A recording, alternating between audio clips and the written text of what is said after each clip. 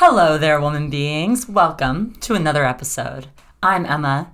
I'm here today with Kellyanne, with Kelly, and we are going to talk about sex and sexuality and all the things that come along with that. And not really about sex necessarily, but you know, you'll figure it out. You'll get it once we get in there and we talk about it. So let's dive in.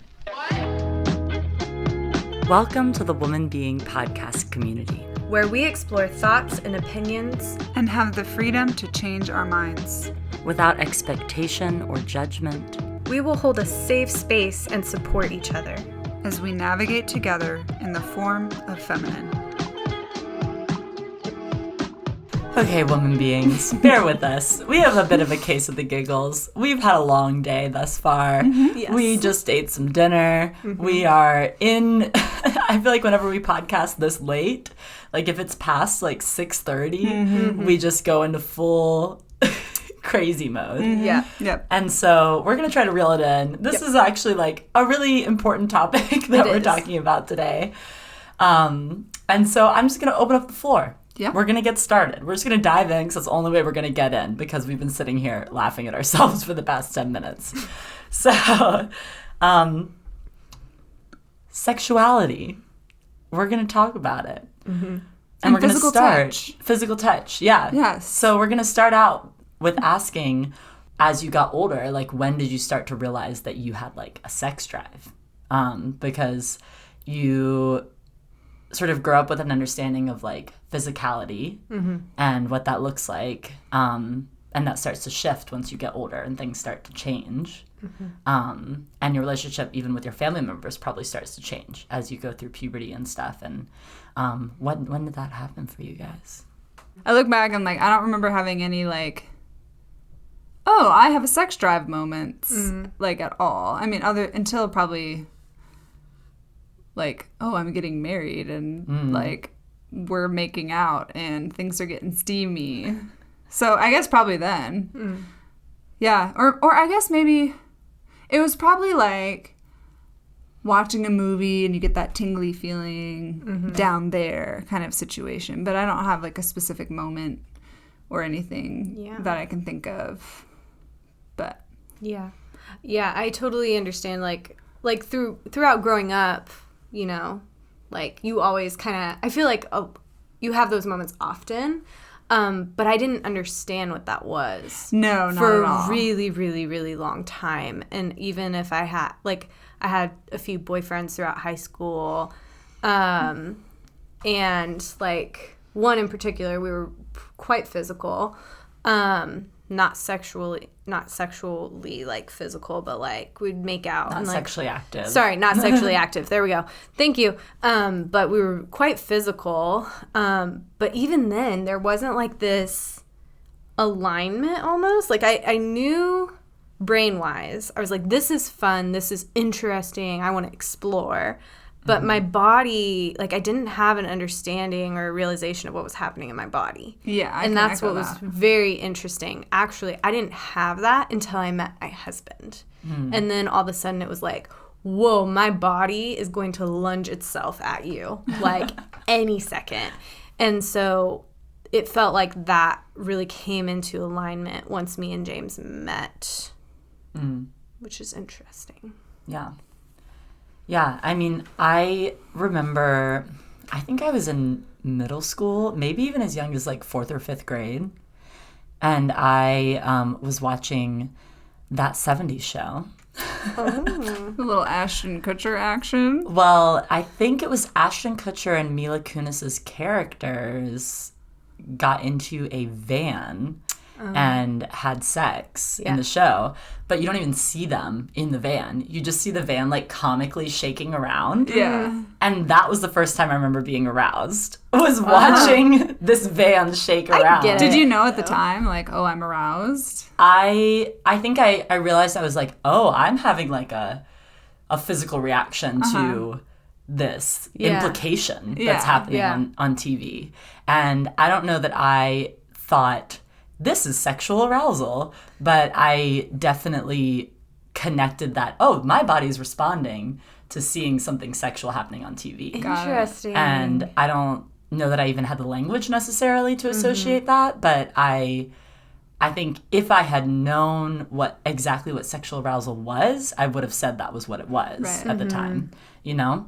And so that was like the first time that I can remember feeling that. Yeah. And feeling as you said, the tingly tinglies feel. down The there. The butterflies. Well, I remember, like, my parents, if we were ever watching a movie and something got, like, too sexy, they would always, like, fast forward. And it was like, don't watch that kind of thing. And so I know that I had kind of created, like, I'm watching something and I feel that feeling, and now I'm ashamed and I need to look away kind of response. And so I kind of, like, was like, I kind of felt like it was a bad thing. So maybe I did know it was something sexual, but I mean, I didn't know what it really meant to be aroused or, like, any of that. So Yeah, I didn't have that understanding.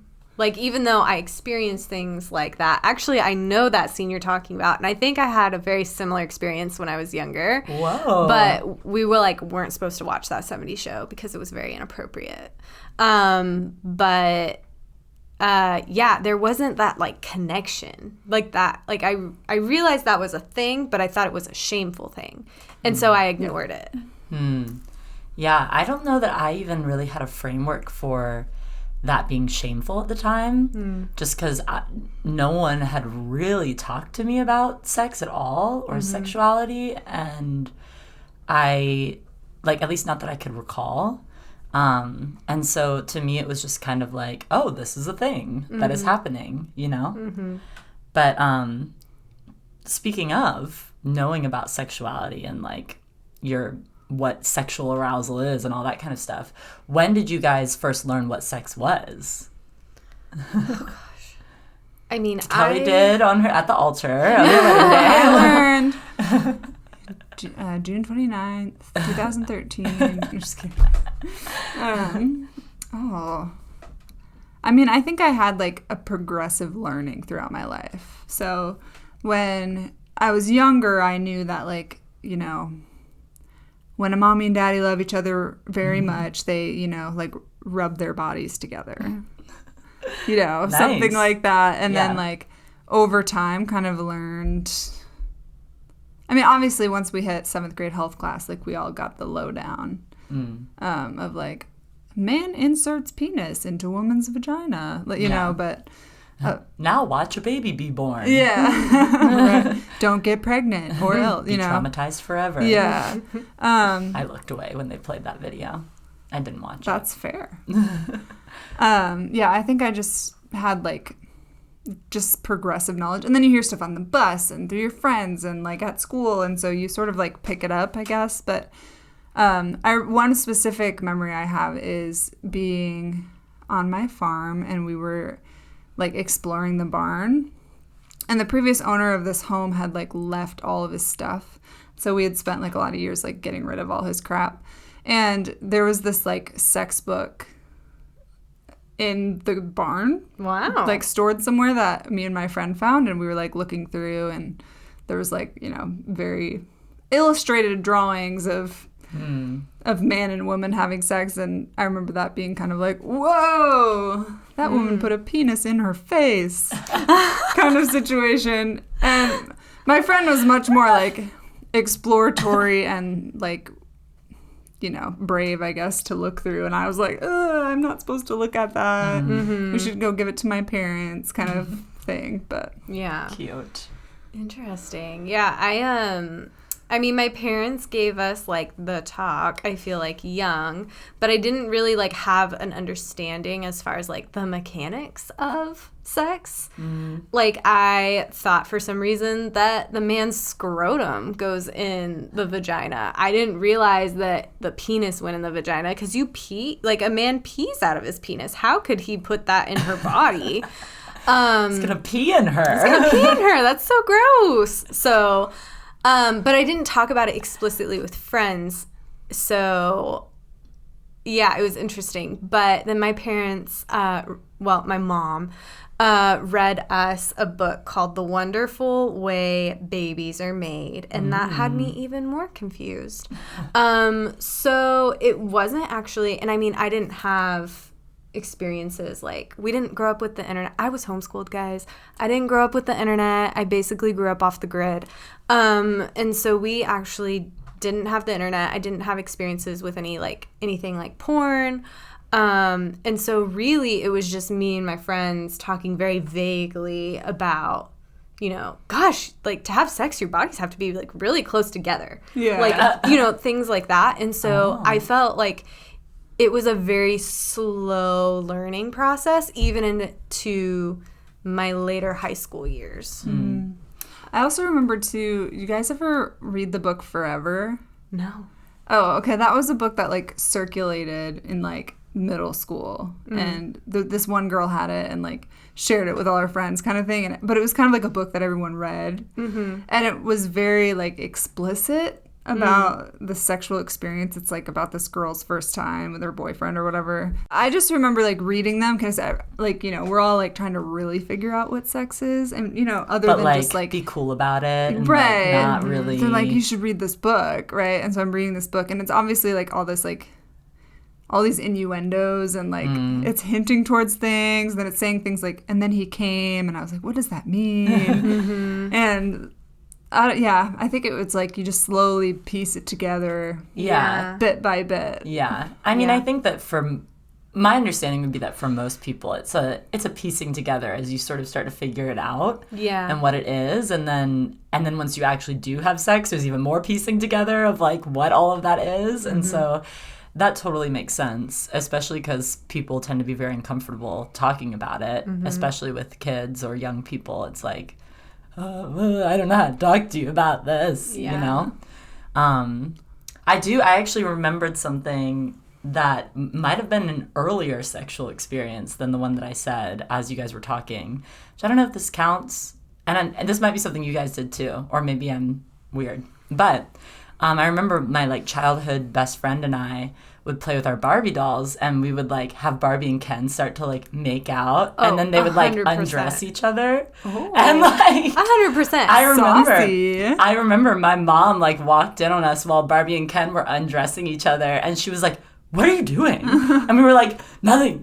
We're not. We're." I mean, literally, that's what you do. Like, that's what you do with Barbies. You play house, and part of playing house is like mommy and daddy time. And they make a baby. Yeah. I mean, I don't know. I don't think we actually ever had them make babies. I didn't have like baby Barbies. I didn't care about the babies. It's very relevant to me now. You're like, I don't want this baby. I don't want the baby. I just want like Barbie and Ken to like hang out. Yeah. I definitely remember like putting Barbies on top of each other. I don't think I undressed them necessarily, but it was like, okay, they're in bed now, and now they're on top of each other. And I guess this is what sex is. Yeah. Smash them together. Yeah.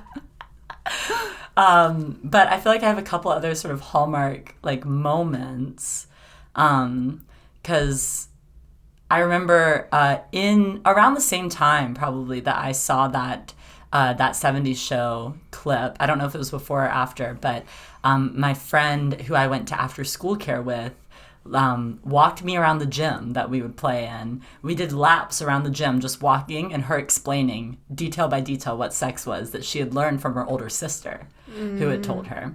And so she like basically, I don't even remember exactly how it started, but she was like, okay, I gotta tell you about this. And so she told me. And even then, like, I don't think I fully understood everything.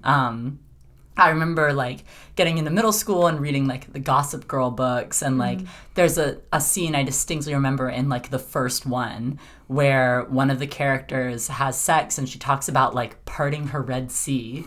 And I was like, what does that mean?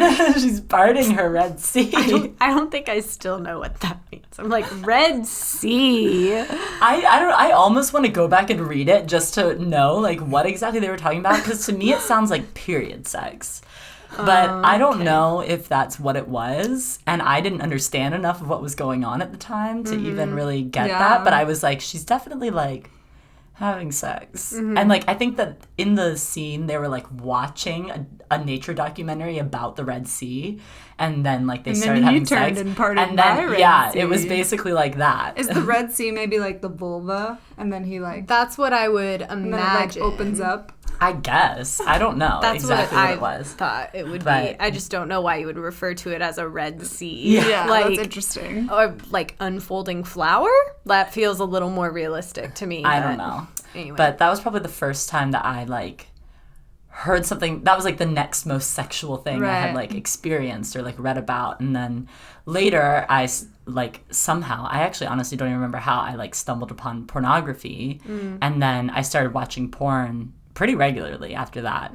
And that was something that I know I talked before about, like when I saw that 70s show thing, I didn't really have a grid for like this is bad. But I did know when I saw porn, I was like, this is bad. Like, this is crossing a line in my mind. And I don't think that I had really had anyone ever talk to me about it.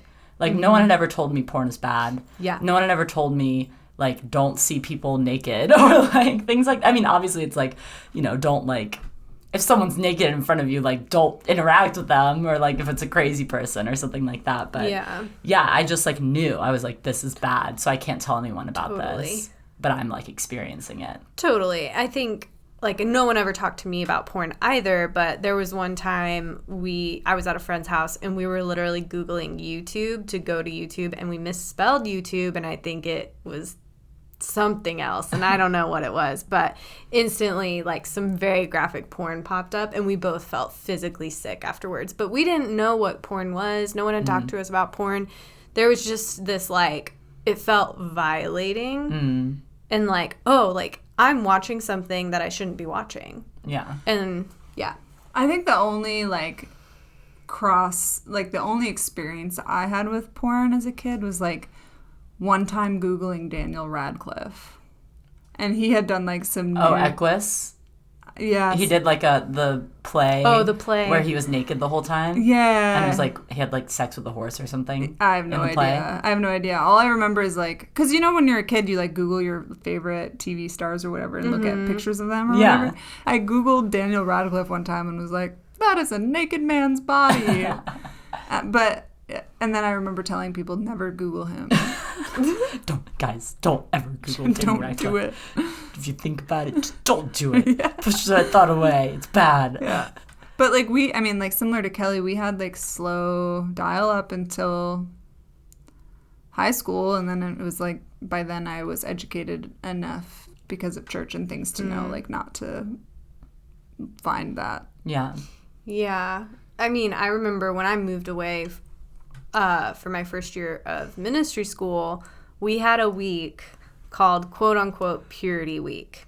And it was just in your face, talking about everything. And I went on a rabbit hole of, like, I need to learn everything I don't know. And I started just, like, Googling everything because I was like, I need to educate myself.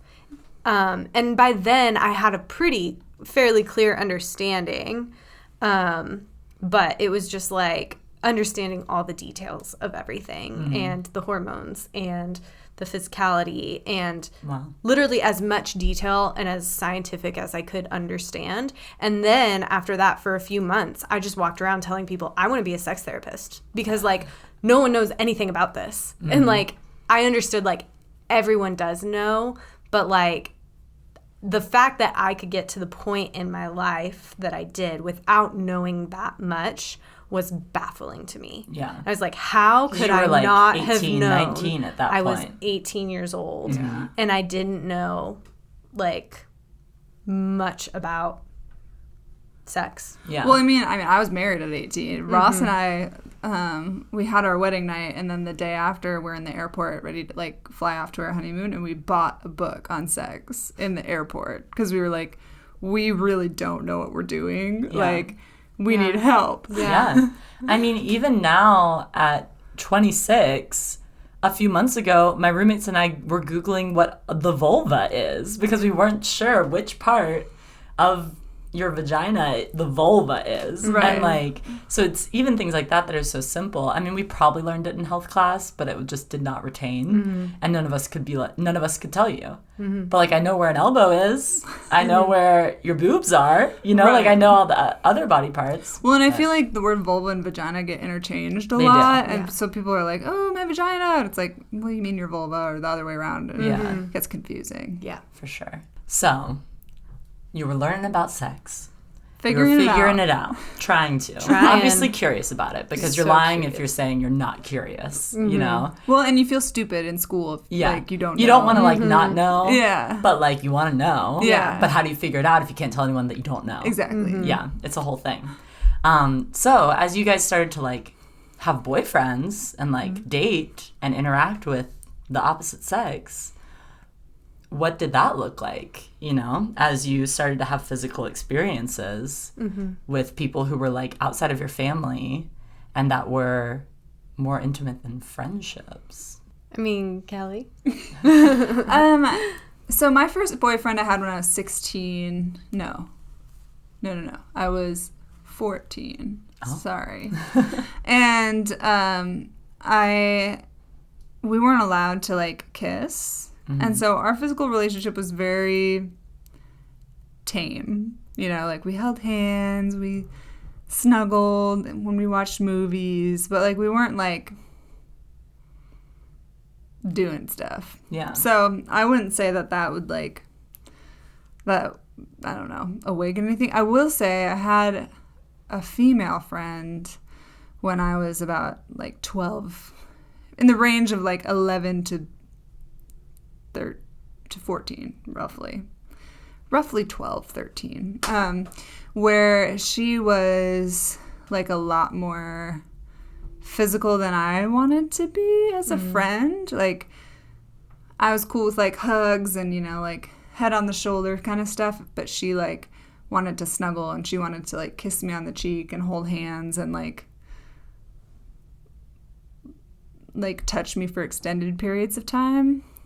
And that was like definitely a confusing experience for me. And looking back, like it was like, oh wow, she was like crossing a lot of boundaries for me that I didn't really. And when it's girl on girl, like you don't know how to like combat that because there's nothing wrong with girls touching girls, you know.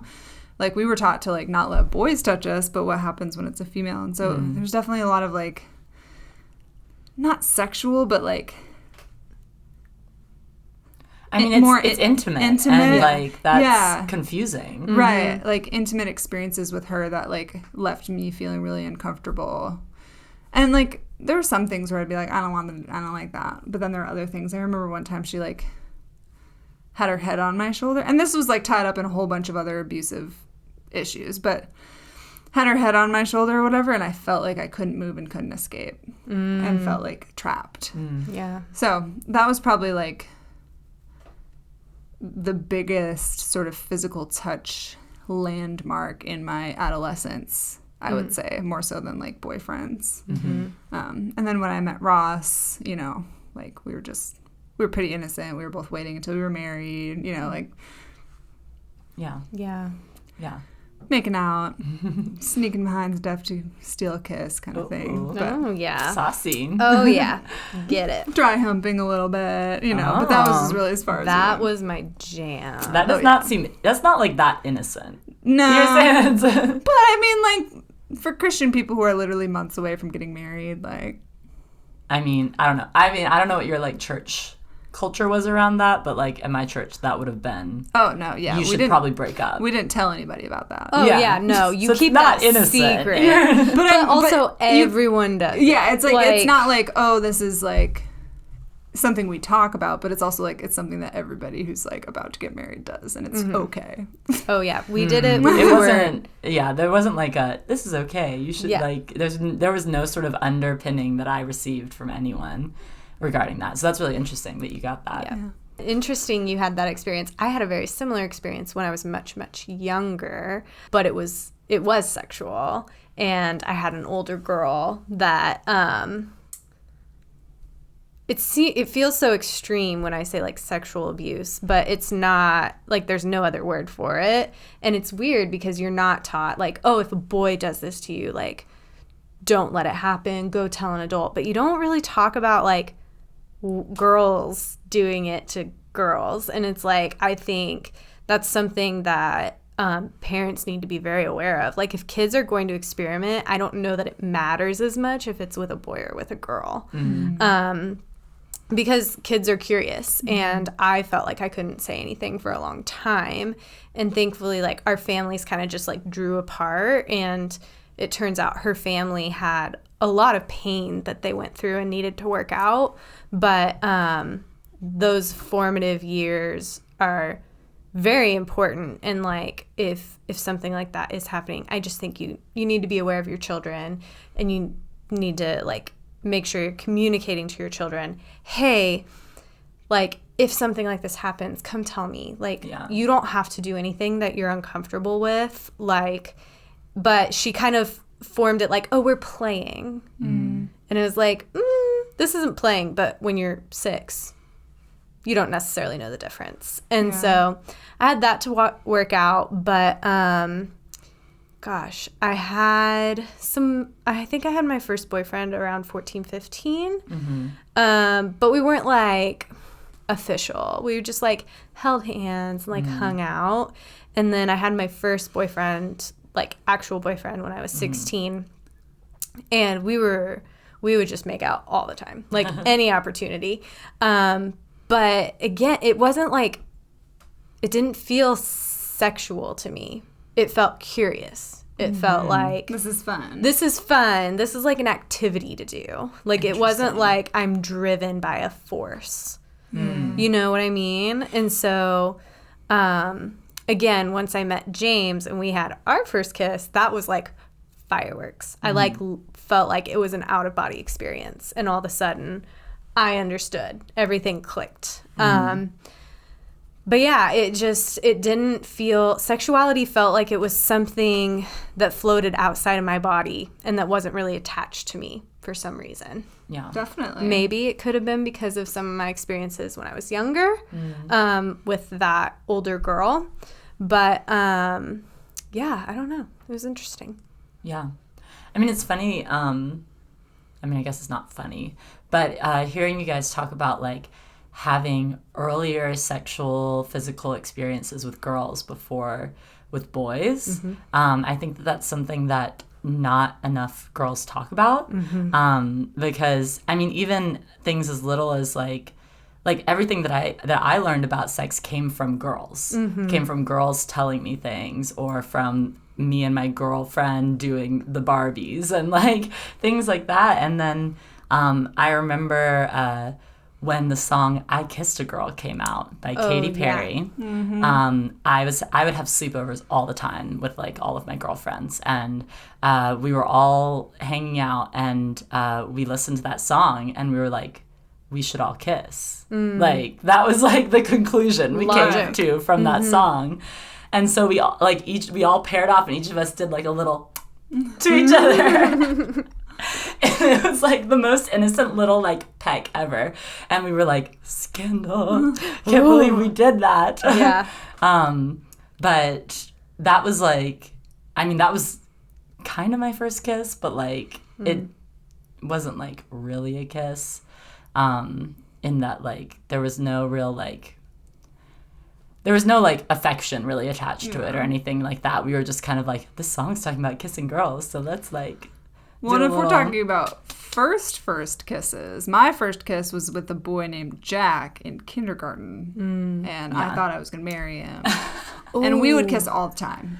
Oh, wow. We rode the bus together, and we would like sit next to each other and be like, mwah, you know? Oh my gosh. Yeah, I had a little kissing buddy. Oh no, I actually, first kiss for me was with a boy whose name was Bray. And I don't remember. Bray is his name. And his sisters, he had an older sister, her name was Ariel. And I thought that was the coolest, prettiest name you could ever have. And we also like played like house and we got married. Aww. And it was just like, Yeah. and I really liked Bray. I don't know what happened to him or why we You can look him up. stopped playing. Bray, if you're out there. Bray, if It you're was listening, a good time, bud. There can't be that many Brays out there. No. Same for you, Jack. It's a good time. Those many kisses I on the actually don't bus. even remember which girl I kissed when I was with my friends, so I can't call that person out. But it's funny though too, because that you guys talk about both having relationships very, very young, like these little fake relationships that kids would have. Because I never had that, and I like wanted it really badly. And I remember like liking boys and stuff like for as early as I could remember, and having crushes and stuff. But like no one ever really like reciprocated with me or ever like I guess like initiated. And I even told like a couple boys that I liked them, and they would say they liked me too, and then nothing would happen. So like I think thinking about that and sort of on the fly processing it, I feel like as we're sort of talking about the lines being blurred and sort of like sexuality as you're getting these first time sexual physical experiences, like I think I started to tell myself growing up like that boys just didn't like me. And so as I got older, and I also received messages from like my family that were things like, oh, if you were gay, that would be okay. And like, it's okay if you are, like, and the fact that they would tell me that made me think, do they think that I am? Like, because they're saying that? Like, does that mean that they're seeing something in me? And I had a lot of friends who were gay. And that was sort of my crowd in high school. And so I think some of that, like, made me question, like, oh, if I'm getting all these messages, and if I haven't had boys really like me, then does that mean that I'm gay? Yeah. You know? And those thoughts were like things I thought about, but like weren't really deep. They didn't feel like they were coming from like within me. They felt like they were coming from messages I was receiving on the outside. Right. And that was definitely an interesting thing to navigate. And then like once boys finally did start to like me, I was like, this is great. Like the boys are liking me finally. And I'd had my first boyfriend when I was 17, which felt very late to me. But I was always a late bloomer. I didn't even get my period till I was 13. So I was the last of my friends. So then I started to finally have relationships with guys and like getting into that like sort of more physical intimacy. And I remember my first boyfriend was my pastor's son. And so as you can expect from Step that, right into the drama. there was like no physical intimacy allowed. Yeah. Because this is the pastor's kid, you know? And but we would like, you know, sort of slyly cuddle on the couch when like his parents weren't around and like that kind of thing, or like hold hands. We did eventually do kisses on the cheek. Wow. And I remember one time we got yelled at because I was sitting next to him with my legs on his lap, and that was heinous. No bueno. That is, you might as well have been having sex because we got in so much trouble for that. Wow. And so that was like my first like boy that I was like physical with, and that was interesting too because when I look back at that, I don't really remember ever feeling that sort of electricity you're talking about. In terms of like feeling a real like click or a spark in being physical with somebody.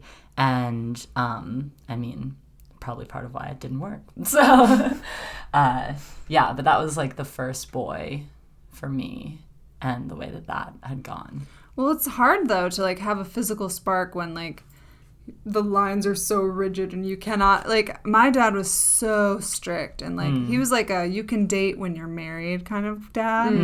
And so like I remember the first time Ross ever held my hand was in my living room with my parents watching a movie, and he like grabbed my hand and I was like, we can't be holding hands right now. And I sort of held it like for enough time for it to like not be rude, and then like slowly like took my hand back because I was like, my dad does, I mean, and Ross had asked my dad if he could date me already, and my dad said no. So, like, I was like, no, we can't do that.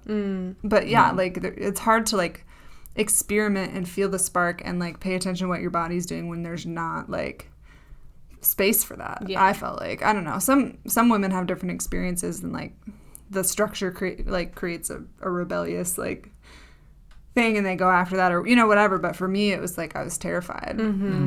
Yeah, I get that. And, like, I think a lot of the communication that we're given, especially in purity culture growing up, is like, don't lust. Yeah. Like, lust is the worst. But, like, what is that? I did not understand what lust was, like, because I wasn't even fully experiencing sexual feelings. Yeah. Like, I had no clue. And so I was conflicted and confused, but also it didn't feel wrong. But everyone was telling me it could be wrong. And I was like, I don't understand. And now, actually, as an adult, stepping back, I'm like, oh, man, like, my boyfriend that I was more physical with tried to talk to me about it and was like, I mean, is this right? Like, is this right that we're just hanging out, like, making out? And I was like, I mean, I don't see a problem with it. Like, what's your problem? He's like, it just feels like we're sitting around lusting. But now, like, that I'm an adult, I'm thinking at it from a teenage boy perspective, I'm like, oh, I can get that that's a very different experience for you than it would be for me. Well, I'm curious, like, even now as an adult, I'm not really sure how I would define lust. Like, how would you guys define that? Great question. Lust. Especially for a female. I mean, or, like, I don't think, like, a man getting an erection is lust. Is lust, right? Like, yeah, like, it's not simply you can, just like, bump into a chair the wrong way and just, like, boom, you know, especially when you're a horny teenage kid. So, like, what does that really mean? It means they're attracted to chairs. Obviously. The wind blows the wrong way, you know? Like, yeah, it's not necessarily just arousal. Right. It seems. Right, and your body having a response to something is not, like, not something that you should be ashamed of, I don't think. Like, there's, if you're watching a movie and you feel the tinglies, you know, like, it's not because, like, you've in your mind determined, like, I'm going to lust after this, you know, Ryan Gosling in The Notebook or whatever it is. I don't know. Or a van shaking back and forth. Yeah. In my case. That was when my love for vans first began. And that's why I want to live in a van. Good to know. Oh, that makes sense. You have a sexual attraction to vans. Yes, Vansexual. That's what it is. I am a vansexual. Oh, man. No, yeah. I mean, to me, lust would be defined as, like, sexual arousal that is manifesting itself in a way that objectifies or hurts other people. I think that, or maybe also, like, when, like, sexuality and sexual arousal becomes, like, an obsession for you. To me, like, those are lines that shouldn't be crossed, is, like, objectifying others. So that would mean watching pornography or... Which that line is real fuzzy with pornography. I don't know, like, how you step into that world without, like, objectifying people. I mean, I tend to be pretty black and white with that if it's pornography, it's objectifying people. But, I mean, I also watch R-rated movies that will have sex scenes in them that are, I mean, essentially pornographic, if you want to think about it very black and white. And so, to me, that's not crossing that line necessarily, but that's also two, like, consenting adults acting versus the world of pornography is, like, a whole different animal.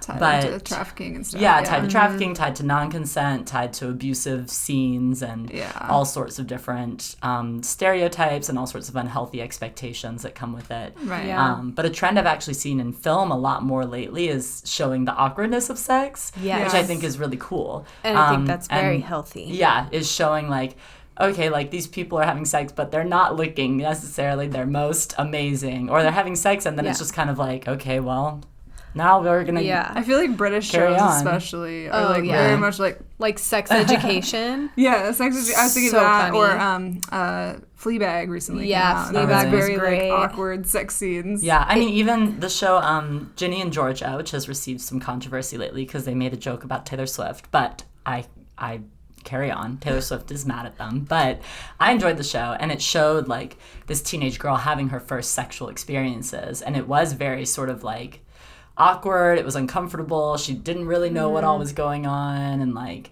you sort of see her trying to slowly process through all of that and realize, was this okay? Was I actually okay with this, or was I not? Did I feel pressure? Like there's so many nuances they were showing with it that I think is really valuable. And honestly, like a lot of kids don't get that kind of nuance from their parents when they talk to them about sex. So like I think it's good for them to get it at least somewhere. Yeah. And not like the romanticized. Yeah, not version. like this is just going to be the best Like thing the ever. Notebook. And Like like the Notebook. I was like, that's not real. The music, soundtrack, and the smooth, glossy skin. And they're just and like the slow smashing down the motion, hallway. Like, yeah. So yeah. Nah. So we're talking about, all of these experiences that you guys started having, that we all started having with boyfriends and stuff and movies and all that jazz, Ryan Gosling, Ryan Gosling, obviously. And so as people who are in the church as well, you touched on this a little bit, but like, did you guys feel a lot of sort of guilt or shame around those experiences that you started having? Like, what did that look like? And, like, did you receive any sort of, like, condemnation from the church? Or was it something that was sort of just hidden in your shame closet from the church? That was a shame closet situation. I mean, outwardly, I was the good Christian girl. And so, like, I didn't really talk about any of that stuff at all. And then even, like, my experience with my female friend, like, I didn't have words for that. Like, it wasn't until I was maybe in college or beyond where I realized, oh, I had, like, a pseudo-lesbian relationship, like, and, I think I'm still in the process of, like, figuring that out and what that meant and, like, how that affected me. But, yeah, like, I would say less so from the church and more so just from my dad, but also from the church is like lots of shame. His messages were coming from the church as Right. well, like it was a trickle down, Yeah, and his intention, like he really wanted to protect me, and like he was doing his best to, keep me from, rapey teenagers, essentially. And that's fine. But as a result, I was just like very nervous about all of those things. Yeah. So. Yeah, I mean, I would say most of it's in my shame closet, or was in my shame closet. Now I feel like I have moved past a lot of the mindsets I had growing up, specifically around like things like sexuality and what's right and what's wrong and what's sinful and what's not. And I'm like, I don't know about any of that, but it doesn't. I was a 1, so growing up, it was like, I just want to get it right. Mm-hmm. And if I didn't get it right, it crushed me. Mm-hmm. And when people were like, oh, I just want to hold you accountable, to me, that's like, you failed. Mm-hmm. And so, like, I didn't have that, that thick skin, if you know what I mean. And so, a lot of it stayed in the shame closet. Even, when I was in school, even educating myself around bodies and hormones and, sex positions. How does sex work in different positions? I don't understand. Like, show me the cartoon graphics and, like, how that's working. And, like, the attitude was, oh, you don't need that right now. Right. You don't need that education because you're not married. Mm-hmm. Right. And I did not agree with that. Yeah. I felt like that was a bad mindset. And I felt like if I wait until, for the sake of quote unquote purity, really it's ignorance, until like 3 or 5 months before I get married, like that's a lot to take in. And honestly, like sex, like since we got married, sex has been a process. And I can't actually imagine what sex would have looked like had me and James not made out and not like gone a little too far, quote unquote, or like, you know, done some dry humping, touched stuff that probably shouldn't have been touched, because I would have been so locked up and so terrified. Like, I was actually starting to unlearn some of the trauma that I had picked up and accumulated in my purity backpack throughout my life. And that actually needed to start coming undone beforehand. So, yeah, definitely, like, I can tell you what that was like, because I know. But, like, leading up to marriage, I think that there were certain things that we felt like, are we supposed to talk about this? Like, are we supposed to wait? Like, and so there was definitely that attitude of, you can't talk about it too soon, otherwise it's going to, like, lead you down a path. Unlock your Pandora's box of right. sexuality. It's going to lead. It's like a gateway conversation that could lead you into, you know. Yeah. Sex before marriage, which is the ultimate sin of the time. So definitely, like, there was a lot of pressure to not learn, to not know, you know. And we've talked about this on the podcast before, where innocence is often associated with naivety, and that, yeah, I think that was more harmful than helpful, for sure. Yeah, it definitely is. And I just don't think... I don't think there should be a prerequisite to understanding your body and your functionality and how it's designed. Like, I don't think it's like, oh, well, you're getting married now, so you might as well understand what an orgasm is. It's like, I think people deserve to know that. And I don't think it's okay to teach people that they are a ticking time bomb of sexuality. Right.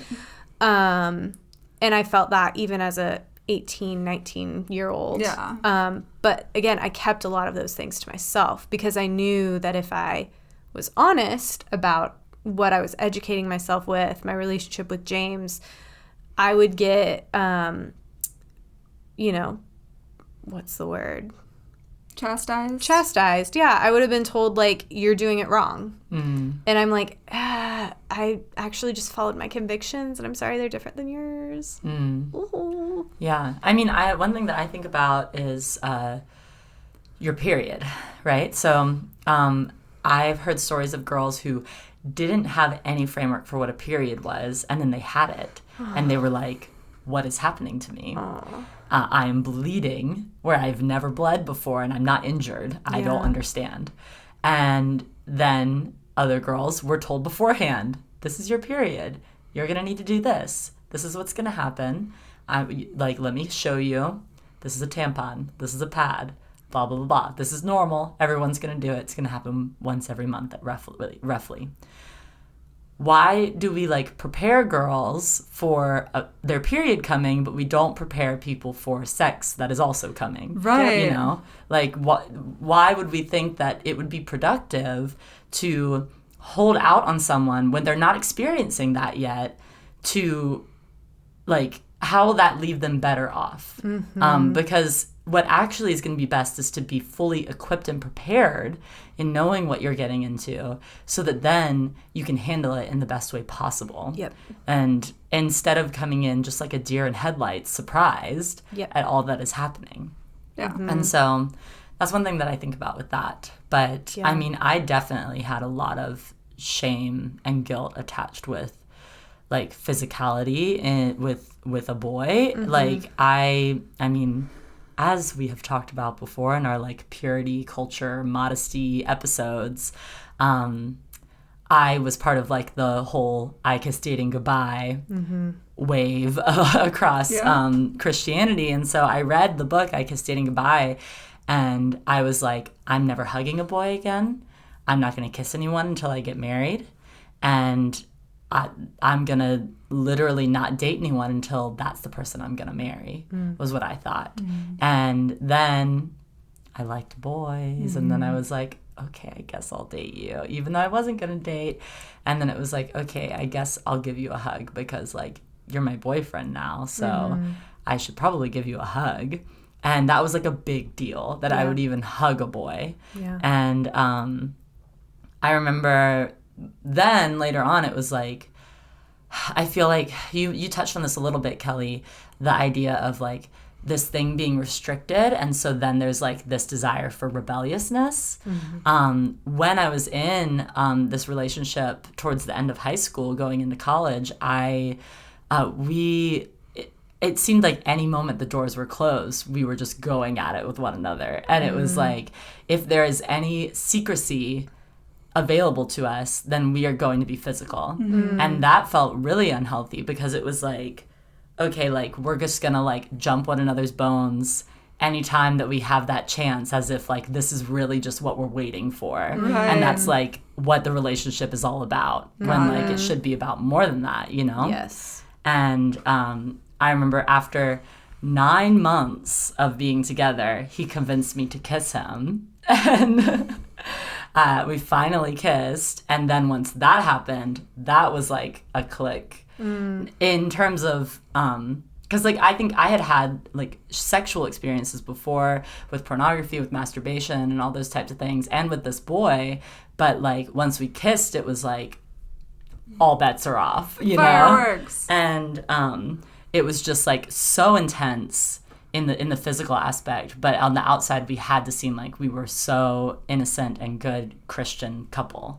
And there was a ton of pressure around that, to the point where pretty much any time that we did anything physical, I would wind up sobbing by the end, because I was so guilt-ridden that we were making out, that we were dry humping, that whatever, like it was just like, I am so like verklempt at this, like I can't even handle how upsetting this is and how guilty I feel. And I was mortified at the idea that somebody from church would know that this was happening, that I was being physical with a boy. And we didn't even have sex, like, and it was just like, it felt monumental to me. Totally. Like it was like, this is the biggest sin that I could commit. And that hurt our relationship a lot, from feeling like the scarcity mindset around being physical with one another, to then also just being riddled with like guilt and shame, to where basically we were either pretending to be perfect in front of people, jumping one another's bones in private, or sobbing in private. It was like, and so it was sort of this vicious cycle that does not foster a healthy relationship. And like, I wonder, like, if we hadn't had such strict mindsets that we had been like, that have been enforced in us in the church around being physical, would that have been the same way, you know? Because I mean, even within my family, like they didn't care if I was physical with a boy. Like I didn't grow up with Christians or anything, and so that wasn't even coming from my family. It was just coming from my church. And so that was like, it's like, what would have been different, and like how much healthier could that relationship have been if there wasn't that, just like, it just felt like a gray cloud hanging over it. So like there was no way for this to succeed, you know? I mean, we just in general, we put so much pressure on young people when it comes to that kind of thing. And I'm not saying like the message is wrong or the heart's wrong. I think the approach is wrong. And I think the way we handle mess ups is wrong. Like it has been proven that it's not working. Like, and like you said, like it's actually more damaging to relationships. Or at least I think it's more damaging. I think it definitely can be. So. Yeah. And I think I look back and I'm like, I'm so glad for the decision that Ross and I made, like to wait for each other. And honestly, I was 18, so it's not like I had to wait really that long. But like, I'm glad that like we were each other's first, and that we will be each other's only for our marriage and the rest of our lives. But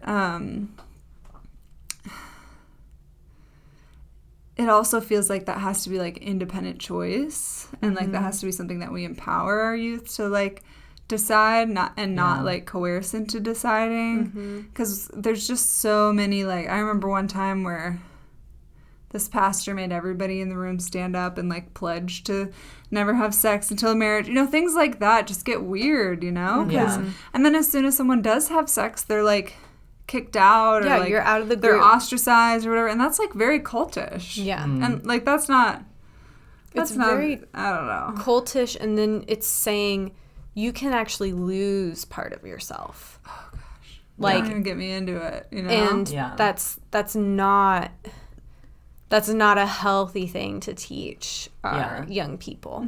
Yeah. Well, because first of all, like, the shame of your own body, like, and thinking, oh, I messed up, therefore I've, like, given away a piece of myself. But second of all, that causes you to think differently of people who have had sex. And so you're, like, demeaning them or diminishing them in a very unhealthy way in your own mind. And that creates unequal, weird dynamics. And it's, almost like a hierarchy. Right. 100%. Yeah. Yeah. And it's not like God doesn't bless, like, our decision to obey, because he does, you know?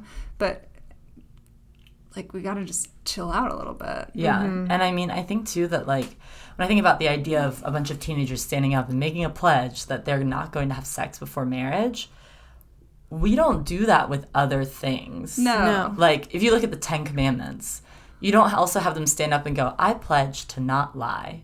Like, I pledge to not envy after my neighbor's property or whatever with the verses. I pledge to never murder anyone. Yeah, like, we don't feel the need to do that. And I think that this comes back to sort of like the church's fixation with sex and sexuality being just sort of like the deadliest sin. Yep. When that's actually not biblical. And the Bible talks about how all sin is the same in God's sight, and also talks about grace. Yeah. And so I think that the church does that with homosexuality. The church does that with having sex before marriage. The church does that with staying single. Like, the church does it with so many things that it's just like, it's kind of bizarre that they have such an obsession with it to me.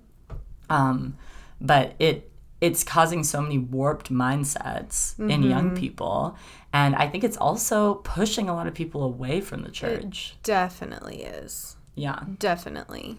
I mean, we could dog on what the church does probably forever. And we do. We have this thing called the Woman Being Podcast where we do that. We do. No. I mean, I can't speak for everyone, but I do love the church, and I think that there's lots of value in it. But there's also a ton of things that have been done wrong. Absolutely. That need to be called out. But to sort of wrap all this up on, like, you know, maybe a slightly happier note, what is it that you guys would say to a young person, I guess especially young girls, as they are coming into their own physically and sexually? Yeah. What is sort of your token to them? I would say your body is beautiful, your body is sacred, your body is holy, and your body is good. It's not wrong to be curious and to ask questions. It's not wrong to be educated and listen to yourself. There's going to be a lot of external pressure, a lot of external shame, but, like, literally tune into your heart, tune into the voice of God in you, and stick to that conviction, because it actually won't lead you wrong, and what you feel peace about, you will never regret. That's nice. Good job. I think, like, I want to continue to, first of all, grow in understanding my own body, especially as a woman, and the way that it works and moves. This has been a learning process and a growing process for me. But I want my young people to be encouraged to connect with their body in that way. Not even, like, on a sexual level, just, like, understand your cycle, understand your hormones, understand, like, what is happening, and, like, be comfortable with the fact that you have a vulva and pubic hair and things like that, and, like, learning to just be accepting of your body as a part of you. Because I think that the church has a lot of, like, mind over matter teachings where it's just like disconnection from the body, right? And it's like you just have to decide, but what you're actually doing is misaligning your mind with the rest of your body rather than, like, bringing them all into alignment. So I would love to, like, grow in that so that I can speak more into the life of whether it's daughters or nieces or whoever I may be speaking into, whoever's lives. And the next part of that, and I've said this before, but I'll say it again, is that purity is not connected to your physical activity. It's not connected to your lack of physical activity. It's actually a gift from God. And the Bible says that our righteousness is like filthy rags. So no matter how abstinent you are, no matter how not abstinent you are, like, your purity actually comes from the grace of God and what Jesus did for you on the cross. So knowing that, like, there's nothing you can do to obtain or maintain your purity, I think is really important. And just remembering where your source comes from, and absolutely, be obedient, seek after the Lord and do what he's saying in scriptures. But keep in mind that that your righteousness, your purity, your holiness, it's all from God. I think for me, the message that I would want to get across to a young woman, a young lady, is that you don't have to keep things secret. For me, there was a lot of feeling like I can't tell anyone about this because nobody else will understand and nobody else is experiencing this. But I assure you, so many other girls are experiencing the same things you are, whether it's struggling with pornography or masturbation, whether it's going, quote, too far with your boyfriend, whether it's wondering if you could have feelings for another girl. Like, there's actually so many other women who are thinking and feeling the same things as you. And so you don't have to keep those secret and feel the shame that comes with secrecy, but you can actually get encouragement and get support and get, like, camaraderie from other girls that are around you. And there's so much freedom in that, and there's so much goodness that comes from recognizing that you're not alone. And so that's something that helped me so much when I did do it, and is also something I wish I had done more growing up and having all these different experiences. I wish that I had felt the freedom to be able to talk about them, and to honestly, when I have talked about them as I've gotten older, it's like a weight coming off that had been burdening me that I didn't even realize I was carrying because I'd carried it for so long. So that's what I would say. But some pretty solid advice. Also, great job. Great job to you. You guys are great. No, you. Oh my gosh, you're great. Oh my gosh, you're You great. did a great job. You're Emma, so great. You did a great job. Kelly, you did a fantastic job. And Kelly Ann, you did a wonderful job. Thank you, Emma. You did a phenomenal job. Wow. Phenomenal. Hostess with the Highest praise. Highest praise. On that note, you guys did a phenomenal job listening. Yeah, Thank you you did. for tuning in Yes. to another little episode of the Woman Being Podcast. I hope that hearing about some of our experiences, even if it's just sharing stories, can let you know some more of the fact that you're not alone, and that it's okay to have sexual experiences. It's okay to be aroused. It's okay to experience these things because they're normal human things. And they're things that I think narratives have often told us women don't experience, but they actually do. And so I hope that you gain some value from that. And that's it. Leave us a review, Yes. a review. Leave us a review on Apple Podcasts, Spotify, Stitcher, wherever you listen to podcasts. We're probably there. Leave us a review because that's really helpful to us. It lets us know what you like about the podcast, and it also helps more people to find the podcast.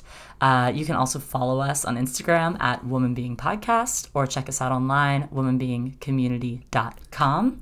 And I guess that's all. We'll see you guys next week for another Tuesday episode. Bye. Sounds good. Bye. Bye.